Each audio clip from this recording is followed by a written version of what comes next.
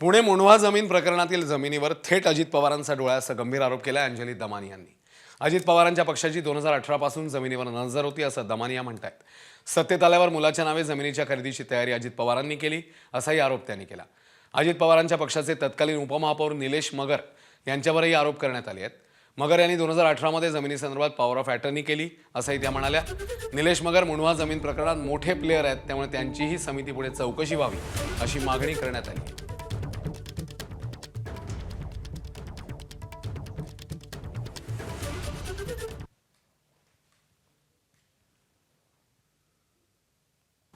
अजित पवार यांचाच डोळा या जमिनीवर अगदी 2018 पासून होता आणि हे जे डॉक्युमेंट आहे ते निलेश मगर जे पुण्याचे उपमहापौर होते त्यांनीच या जमिनीचा व्यवहार म्हणजे पॉवर ऑफ अटॉर्नी ही 2018 साली घेतली होती। निलेश मगर जे उपमहापौर होते पुण्याचे त्यांनी पॉवर ऑफ अटॉर्नी कोणाकडनं घेतली होती? तर अंजली दमानी यांनी मगर यांच्यावर केलेले आरोप फेटाळलेत। संबंधित जमीन व्यवहाराशी माझा काही संबंध नाहीये, अजित पवारांचा कार्यकर्ता असल्याने मला टार्गेट केलं जाते असा आरोप मगर यांनी केला। वेळ पडल्यास अंजली दमानी यांवर कायदेशीर कारवाई करू असा इशाराही त्यांनी दिलाय। बिलकुल असं काही मॅडम झालेलं नाहीये। याच्यात दमानिया मॅडम दोन विषय मिक्स करतात। हे ढमढरे कुटुंब आहे, ह्या जमिनीत ह्या ढमढऱ्यांचा पण वाटा आहे, ह्या ढमढऱ्यांना पण न्याय द्या ह्याच्यासाठी आम्ही प्रयत्न करत होतो। दमानिया मॅडमनी जरी मला बोलवलं तर मी त्या शेतकऱ्यांना पण घेऊन जाऊ शकतो की मॅडम हे असं आहे, हे असं आहे, ह्याच्यात काही झालेलं नाही, त्यांचं समाधान झालं तर ठीक आहे, किंवा मी समितीला सांगू शकतो हे असं आहे। त्याच्यासाठी केस करणं वगैरे म्हणजे मला वाटत नाही, आणि उद्या जर भविष्यात जर गरज पडली तर करू। तर पुणे जमीन घोटाळा प्रकरणी दाखल केलेल्या एफआयआर मध्ये उपमुख्यमंत्री अजित पवारांच्या मुलाचं नाव का नाहीये असा सवाल मुंबई उच्च न्यायालयाने राज्य सरकारला केला। या प्रकरणी आमचा तपास सुरू आहे अशी भूमिका पुणे पोलिसांनी मांडली आहे। जमीन प्रकरणातील मुख्य आरोपी शीतल तेजवानीने अटकपूर्व जामीन अर्जाच्या सुनावणी दरम्यान मुंबई उच्च न्यायालयाने सरकारला हा सवाल केलाय।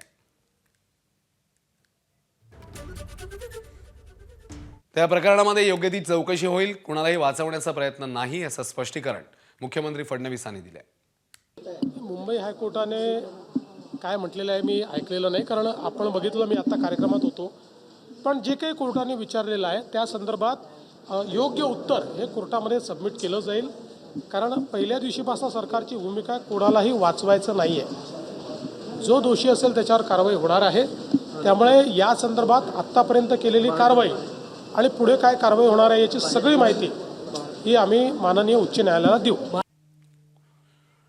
भ्रष्टाचार सर्वच पक्ष करतात, मग भाजप सोडून इतर पक्षांचे मुद्दे का पुढे येतात असा सवाल रोहित पवारांनी केला। तर पुरावे असल्याशिवाय बोलणं योग्य नव्हे असंही ते म्हणतात।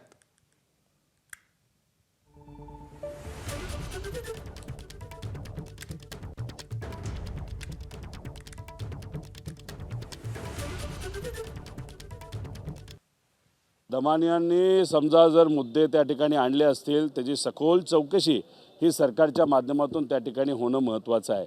फक्त मला एक कळत नाही, भ्रष्टाचार सर्वच पक्ष त्या ठिकाणी करतात, पण मुद्दे पुढे येत असताना भाजप सोडून मात्र मुद्दे सगळ्यांचेच पुढे येतात। सामाजिक कार्यकर्त्यांना मला विनंती आहे, हे सरकारच भ्रष्ट आहे।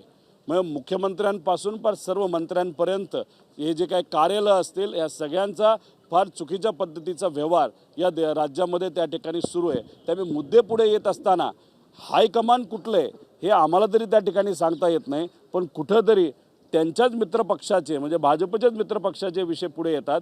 जे कुठले असतील, पुरावे असतील तर शहानिशा होणं महत्त्वाचं आहे। त्यांचे व्यक्तिगत काय व्यवहार होते, कोणाबरोबर व्यवहार होते हे त्यांनाच त्या ठिकाणी माहिती।